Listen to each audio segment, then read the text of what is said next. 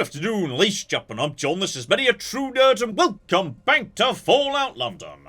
Well, last time, we uncovered a terrifying medical conspiracy in North Westminster, and discovered that yes, apparently Smythe has got some very big plans indeed. Up to this point, Angel's been very happy being, the secret power in the shadows, but as the name of this mission is implying, apparently that's all about to change. Smythe wants to formally take a position in the British government, Lord Chancellor, which basically just means, the Minister for Justice, because in Britain, every single one of our senior politicians has got a really weird archaic title. Like, Chancellor of the Exchequer sounds fancy, just means the person in charge of, money. Everyone's got a dumb fancy name. And also, yes, it wouldn't be me if I hadn't forgotten to level up at one point. So, right, level 43, and normally this is where, a whole bunch of good stuff starts unlocking. Mid-40s, you get the good ultimate final stage of each perk. Oh, yeah, Critical Banker 3. That's tempting, but I think, yes, I've got to take Gunslinger 5. So, Scaramanga is one hell of a weapon. More damage on that, I'm not gonna say no. Right, back to business. Step 1, we've got to understand Smythe's plan because, by the looks of it, yes, we apparently have a very cunning 4-stage plan to work through. So right, the gentry being the gentry, there's all sorts of complicated archaic processes to go through in order to make Smythe the new Lord Chancellor. Step 1, we need an authentic royal appointment document from a baroness. Based on the psychological profile, recommended strategy is blackmail. Baroness holds a position within the state in a high regard, but not for political reasons. Since adopting the position, she's not made any attempt to use her position for personal gain. She's only used her power to enforce clear rule infractions. This demonstrates a clear preference for propriety. Undermining her reputation would be professionally catastrophic and personally devastating, so as a result, right, that's precisely what we threaten her with. This plan comes with a holodisk detailing information that will be extremely compromising in its nature, both personally and professionally.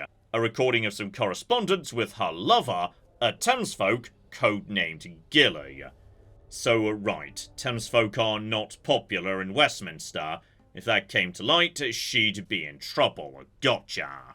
Oh, and this is super cute. We've even got a tiny profile here indicating, yes, which are the right or wrong buttons to push. So, money, ideology, coercion, or ego. So, money would be useless, she's extraordinarily wealthy, so any money I could offer her wouldn't really matter much. Ideology, not so much. Ego, maybe a little bit, but yeah, for her, the option is clear.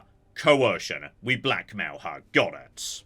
Step 2, it needs to have a proper seal put on it. So right, we've got another person who needs to be manipulated in some way. And by the looks of it, yes, this guy is very different from our first target. A narcissist motivated entirely by base desires. So, okay, this one could be going somewhere a bit on the weird side, especially as, oh yeah, optimal strategy would be to satiate his desires, however, should this fail, he can be easily physically overcome.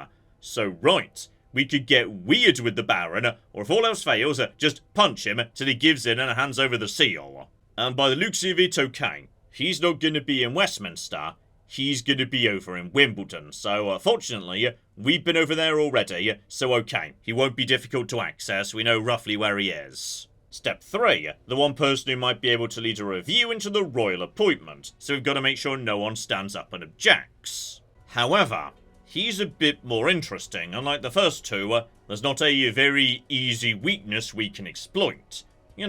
Possibly he could be coerced, possibly he might be willing to work with us on ideological grounds, possibly we could take advantage of his pride, maybe, just maybe, a big enough sum of money could turn his head. Any of the above might work, but yeah, there's no guaranteed silver bullets.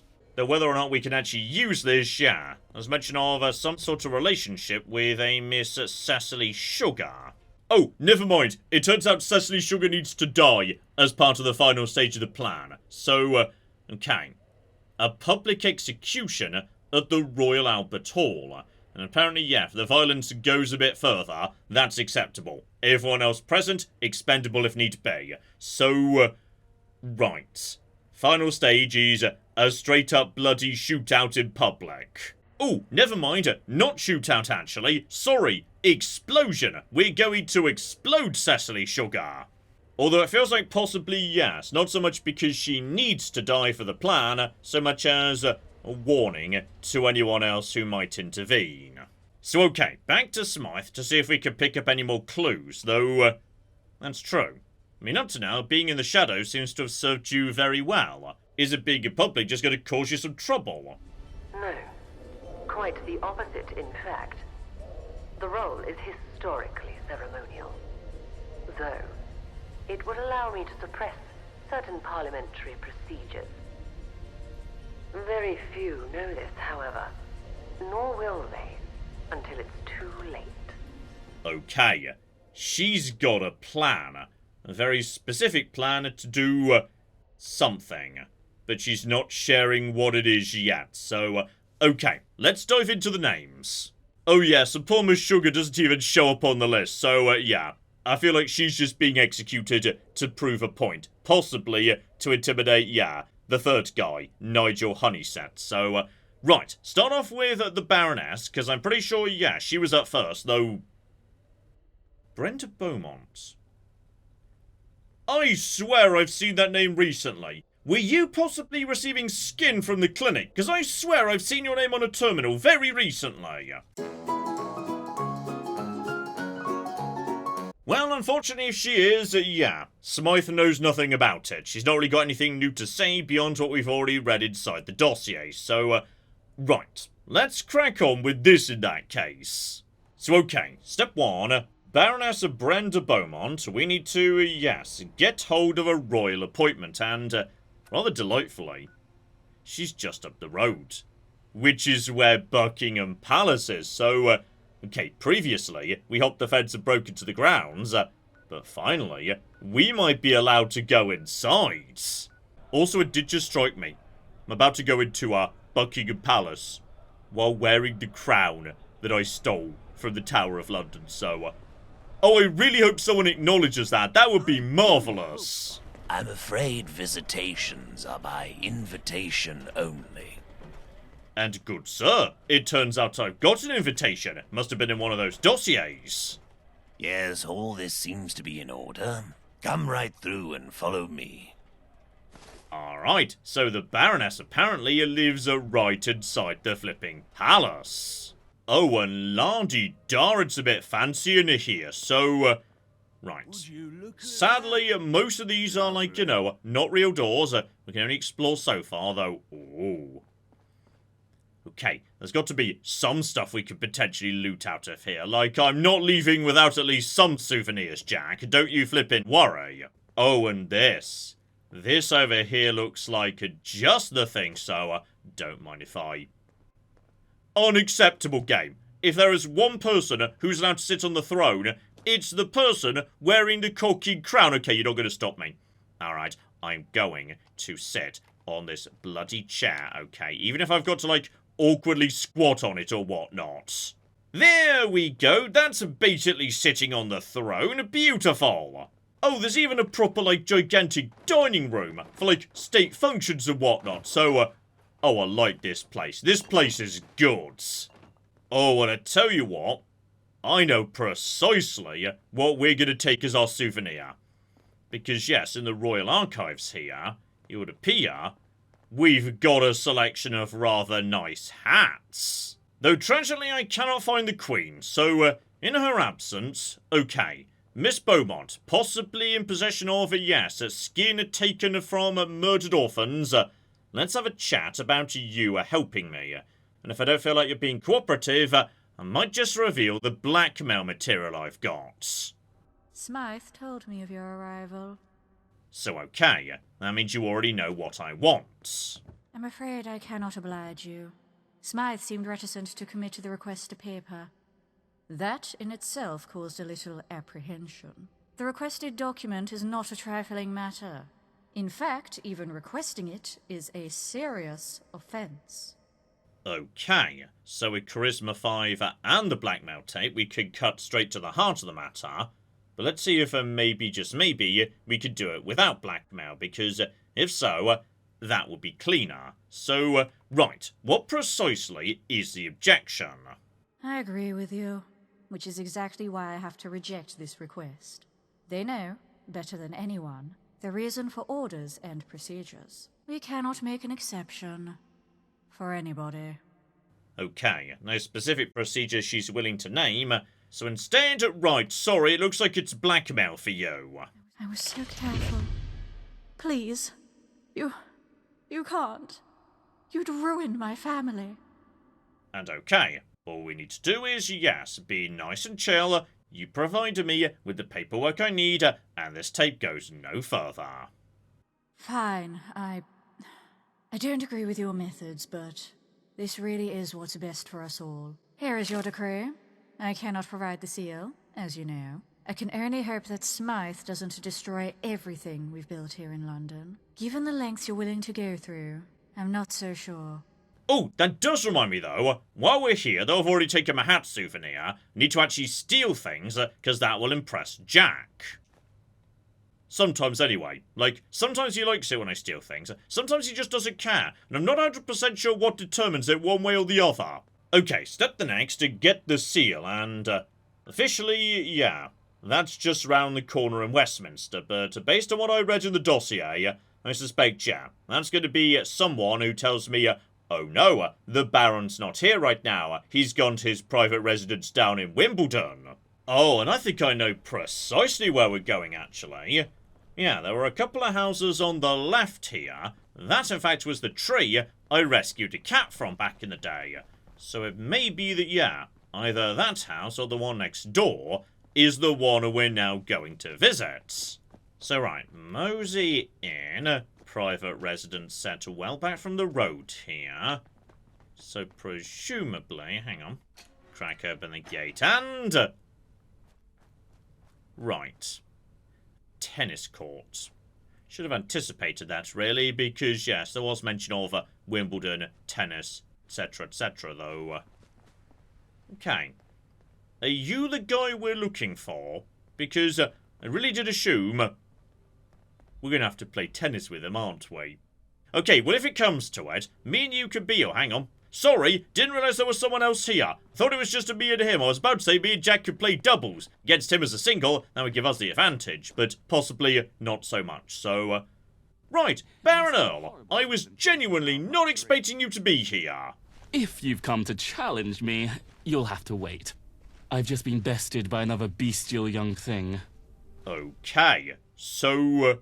right. I'm here on business. Let's get straight to the seal. Oh, actually, you know what? Remember the profile, John. Ego. Flatter him. Etc., etc. And yes, I find it hard to believe that you could be bested at tennis, sir. Oh, you flatterer. I tell you, I'm spent. Now leave off. Okay. Don't consider it flattery so much as an accurate account of reality. You've made me blush.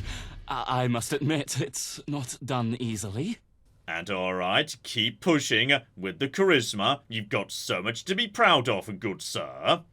Well, you are a delight, aren't you? You know, just before you came, I was commiserating the loss of my fine Scotch collection. Oh, blast. Just thinking about it has got me glum again. And okay. By any chance was that Scotch collection in your, like, Wimbledon private apartment or something, which you can't go to anymore because the ghouls moved in, hence why there's ghouls there these days? Oh yeah, I suspect that may be where we're going. Oh dear child, what I really want is more of that delectable booze. How about you be a perfect dear and find me a top-up? And okay, Charisma 8, Black Widow... right. Which is the best option based on what we know of his psychological profile? I'd love to help, but I'm busy with the seal. Or, oh darling, I'd love to help. Okay, basically the same thing, but we're saying oh darling at the start, so that feels like the better option. Alas, I shall exercise what influence I have to give you your seal. And there we flippy go. We have got ourselves the seal we need, and... right. I'm guessing potentially he would have sent me around the houses a bit more, but because I'm sufficiently charming with all my special stats, we were just able to, talk around nice and easy. And this is 100% the same back garden with, yes, the cat. I'm so happy I helped that cat. That was delightful. And as I suspected, yeah, there is no step 3 involving just going and speaking to Nigel to see what can be done. We're just going straight to assassinating Cecily Sugar in order to intimidate him. And right, Royal Albert Hall, just a bit further westward, just past the Science and Natural History Museum, in fact. So, right. I've passed this location previously, I just didn't go inside before. Though if it's being set aside for, you know, an important plot thing, possibly it was locked up until now. I understand this might sound rather dramatic, but you are my only hope. Okay, I was just moseying up to the front door and, someone else is here. Are you something to do with, like, the assassination I'm about to do, or are you here for unrelated business, my friends? My name is Alsop, Clive Alsop, and I'm a composer. I dabble in a genre many call classical music, though I prefer more accurate terms like poetic or profoundly life-changing. Ever since I was a child, I've dreamed of performing my compositions to those noble tastemakers at the BBM. As they say, if you can make it at the BBM, you can make it anywhere. Okay. So, yes. Why precisely are you here, sir? Because, oh blimey, the camera's flickering inside my head there. Can't deny, there may be a bit of a, explosion here shortly, so might not be a good idea to be hanging around, my friends. Why, isn't it obvious? The Royal Albert Hall is the first step towards the BBM. You see, me and my orchestra, we came here in the hopes of spotting a BBM producer and handing them our tape. So far, we've been here for weeks and have had no such luck. But the time for action is nigh. The denouement, as it were. And once I saw you, I knew you were the perfect person for the job. Someone who can help us get into the BBM and gently force them to listen to our tape. Okay, I was kind of hoping you might just say it, but what precisely is the BBM? Oh, it's the BBC, but not the BBC. Like, instead of being the British Broadcasting Corporation, it's the British Broadcast Ministry. Got it. So, okay, buddy. As I was saying, I'm kind of doing a bit of an assassination right now, so what's in it for me if I take some time to help you instead? How about the satisfaction in knowing you have become an integral part of British culture for generations to come? I'm going to stare in silence in the hope that maybe that, you know, encourages him to put a few more tickets on the line or something. I can also give you tickets. Now, I've heard from reputable personal sources that the BBM is heavily guarded by robotic security. So let's try to keep all violence to a strictly non-human basis. Right, so he just pulled out a cricket bat and then just ran off. And also, I think someone's running with him, so is that the rest of your band or group or something? Okay, I think I've just mobilized a small musical army. Well, okay, now they're already literally running there, I feel like, you know, I probably ought to go and assist or whatnot. Oh, and funnily enough, right, I actually passed by Broadcasting House just last week when I was, you know, visiting New Skin. Because, yeah, this would be like the old BBC centre, the one that's just north of Oxford Circus. Oh, speak of the devil, right, I didn't pass this previously, but Oxford Circus is right here as well, and oh, that's lovely to see, though. Did you turn Oxford Circus into a roundabout? Like, we love a good roundabout in this country, but not at Oxford Circus. That's just not right. So, okay, this is rather delightful to see. And, oh, yeah, that's definitely the old BBC building right over there. Oh, I'm glad I got to see Oxford Circus. I used to work right by Oxford Circus many, many years ago, so, oh, that's just delightful. I'm so happy I went this way.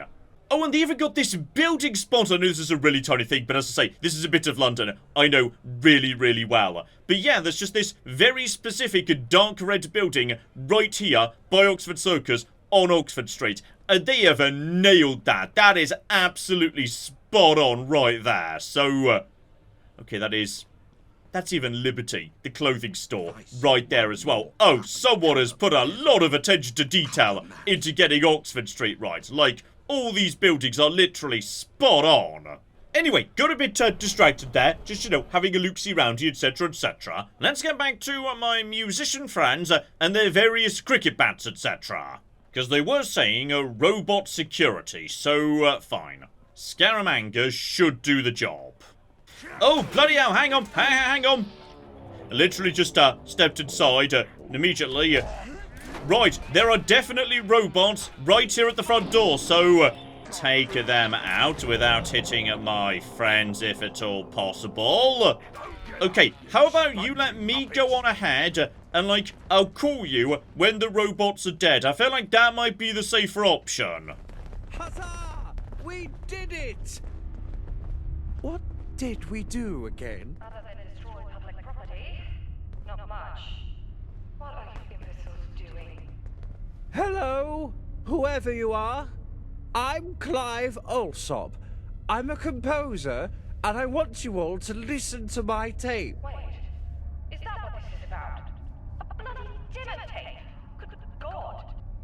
It's more than just a demo tape. It's my future, miss. Who are you again? Patel Rayner, station manager. I'm the one who turned off those robots before they ripped you apart.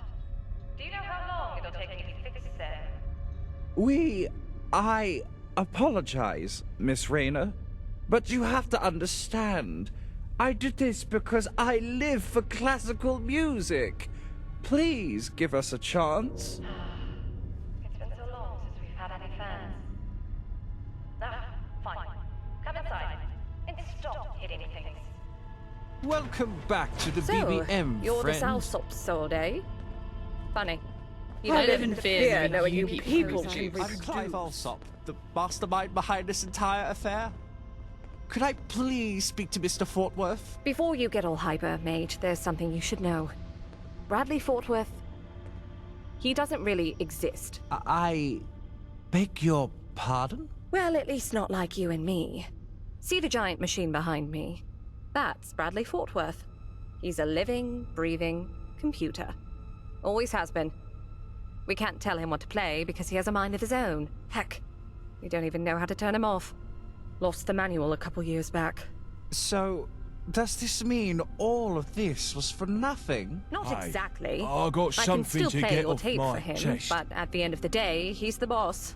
I just push some buttons. What a conundrum. Enjoy how during that conversation, simultaneously, yes, these women started yelling at me how I shouldn't reproduce, and then Mad Jack decided he needed to speak to me, so... okay, bloody hell, I'm not sure who to pay attention to next. Quest marker says, you want to speak as well. Mad Jack's possibly having some sort of crisis with his gigantic axe and whatnot, so... okay, we'll start with you, Clive, and work from there, so... okay. Why precisely, my friend, do you not just play the tape for the robot and see if it likes it? I don't think you get it. You see, during our fight with the robots, I tried to perform a strategic maneuver, most commonly known as a rush attack. And while performing said maneuver, I slipped and fell right upon my side. Luckily, something in my pocket softened my fall. Unluckily, that something was the demo tape. Thankfully, I do know where we can find a copy of the tape. Months ago, I sent one to Empire Records in the hopes of obtaining a record deal. In fact, their complete lack of a response is what spurred me to come here to the BBM. I want you to go to their store in Lewisham and recover my tape. They never replied to my many letters requesting the tape be returned, so they've either gone out of business or they're ignoring me out of spite. Either way, the tape is there. Okay, so we just need to go and get the backup tape he sent elsewhere, and, yes, how do you feel about the fact of robots leading the BBC? I'm not sure how I feel, other than blindsided. In retrospect, I should have known there was something strange going on in this hallowed institution. My family has been listening to Bradley for 3 generations. People don't live that long nowadays. I mean, he could have been a ghoul, but okay, fair enough. I'll go get the tape, that's fine. So you're Alsop's little helper. Funny, you don't look like the BBM kind. Our fans are much older and frailer. And okay, we could also speak to this woman, who might give us a little bit of clarity here. So, yes. Has Fort Worth been a robot since, like, pre-war? Because, yeah, this does not feel like the sort of technology you'd be able to build after it. Since forever. Story goes that he was built before the bombs fell as a safeguard. Something to keep Britain informed during the apocalypse. They connected him to the country's early alarm system. Bradley actually went online 2 minutes before the bomb sirens rang out. Anyway, they built him to be obsessed with keeping Britain moving forward. Keep calm, carry on, all that shit. Okay, so he's definitely pre-war. And yeah, do you have, like, any control over him whatsoever? We don't.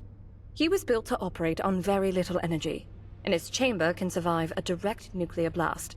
Like I said, he's got a mind of his own. We can input news and tapes, but he chooses what to say and play. Greatest artificial mind ever built, and it spends 24 hours a day playing music for old codgers.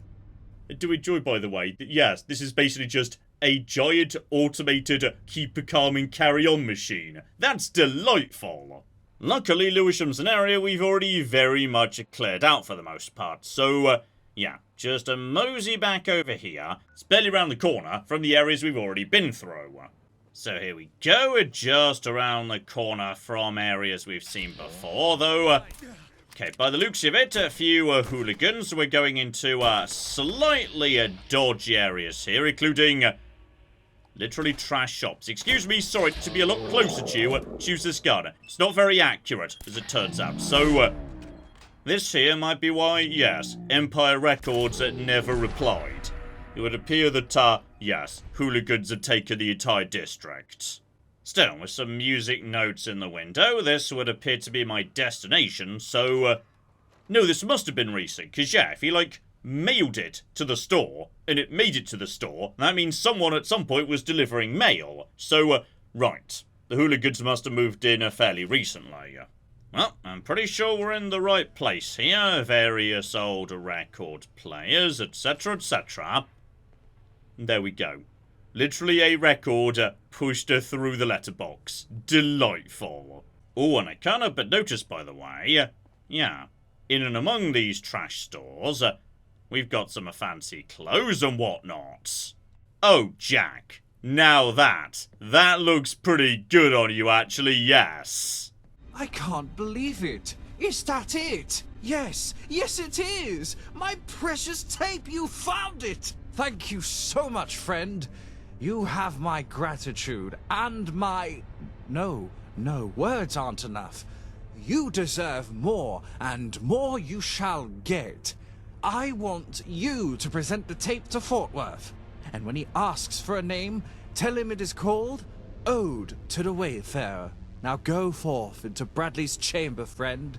It's time to play the music, and I believe you should have the honor. I love how incredibly dramatic you are, Clive, and me and you can be friends. So okay, this'll be the computer here. Presumably we, like, slap the tape there or something. Thank you for the tape.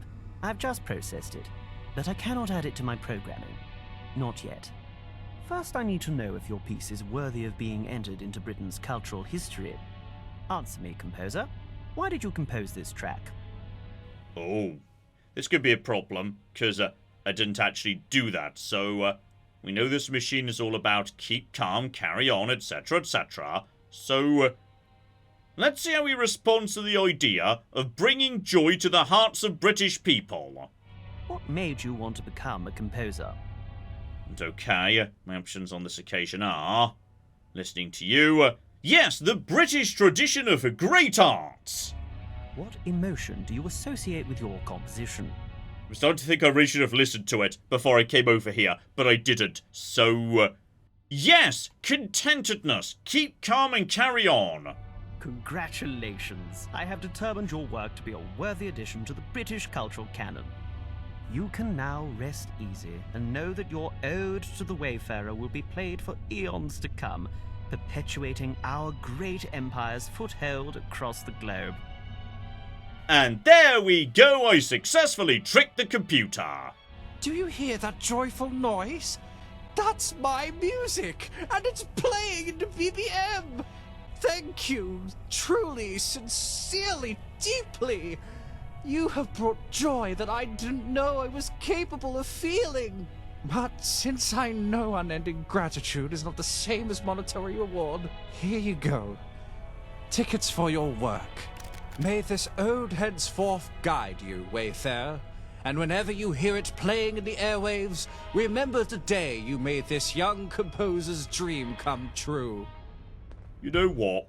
I'm glad I did this mission. That was bloody worth it right there, despite the pathetic 150 tickets. Right, just one more thing to do today in that case, and that, of course, is explode Cecily Sugar. Now, the big question is, and I probably should have been paying more attention, otherwise I'd know the answer to this already. Do I already have the bomb? Like, was that inside one of the dossiers or whatnot? Oh, and speaking of which, right. There's a fair whack of security here. So we might want to be a bit, like, you know, careful in terms of, planting the bomb. Because if I get seen doing it, some people might be a bit on the, annoyed side. If you'd just like to step over here. Yes, that all seems good to me. And, alright. Someone just checked me over, though, by the looks of it, they didn't actually thoroughly search me, otherwise they might have found one of the 40 guns, 30 Molotov cocktails, and indeed, quite possibly, the bomb I'm currently holding. Have a good evening. Okay, half-hearted security search, but that's a-okay. Now, what precisely is... Oh! The power's gone. Right, make preparations for Cecily's death before the electrician fixes the power. Oh! We might potentially have, like, you know, a proper time limit here, so you're doing all of that. 1 minute 30, blimey! Okay, torch on. There was talk of, yeah, like planting a device somewhere nearby to her podium. So, presumably, that will be somewhere around here. Okay, or do we mean literally in the podium? So, oh, microphone. So wired directly into the mains. He noticed a faulty fuse. If a power surge was great enough, the microphone's user would almost certainly receive a deadly shock. So, okay. Question the next. How do I generate a power surge? So, oh. Sabotage the power supply to the mic. Is there a wire leading off it? There is not. Still, if I just work on this while you're doing that, buddy... Electrician watches you suspiciously. Might be best to speak to him first. I could flick a random switch, but he might just flick it back, so go on then. Oi! What are you doing back here? Don't mind me, sir. Just, you know, a lovely, chill, flipping freelance electrician or something. Oh, I really wish they'd give you security passes or something. Sorry to bother you. Okay, so now he knows I'm supposed to be here, meaning... one of them will sabotage the power, and I could just flipping gas. I'm going to flipping gas! You successfully sabotaged the power supply! Brilliant. So, now we don't even need the bomb. She's going to be, like, you know, killed by the electrical McGibble. So, in which case... we're supposed to leave now, or make sure the job gets done correctly. Good afternoon, and welcome to this week's edition of Interrogation Interregnum. I am your host, Kisby Hunter. This week, I am delighted to host a scholarly debate. The issue, reducing the length of indentured servitude agreements. To litigate the issue, I am joined by Cecily Sugar, a barrister working out of the Chief Justice's chambers. She's a trustee of the 99ers, a civil rights organization advocating for indenture leniency. Ladies and gentlemen, Cecily Sugar. Okay, I'm starting to become concerned that, yes, possibly Cecily Sugar's a bit of a good egg, and by killing her, I'm doing London a disservice. Oh, good heavens! Never mind, she's exploded. Okay, so, Cecily's dead. Yeah, as I was saying, the 99ers, they were the people who wanted to, slightly ease back on indentured servitude. we ran into them when we were doing the whole business of joining the gentry back in the day, so... Yeah, I feel like I definitely just did a bad thing there. That's not going to stop me looting the corpse, obviously, because... Gosh flipping darn it, there's no flipping unique special legendaries or anything. Though I can't deny, I quite like her suit. And just like, you know, properly nice and laundered and whatnot. Oh, Jack, that is even better. You are just looking snazzier and snazzier right now. Anyway, job done, and yes, by the looks of it, we now need to wait a day in order to attend her funeral for some reason. Still, I would say having wrapped up Smythe's plan and got Mad Jack a very, very fancy new suit indeed, how about we call it a punt there? But next time... Right, I think yes. One, we need to go to Cecily's funeral and see what precisely is going to occur there. And then, of course, Jack. Me and you need to have a nice chat, because it might finally be time to start the final companion quest in the game. So, hopefully, you join me for that. But in the meantime, I've been John, this has been Many a True Nerd, and this has been Fallout London. Thank you very much, and goodbye. Ah, we have got a gate key here, and then we have got I've made a mistake, I've made a mistake, I've made a mistake, I've made a mistake! This is going to take all of my skill and cunning as a hunter to sort out... Die, you mooing bastards! Die! Die! Go away. Go away, nobody likes you. That was a good idea till it wasn't.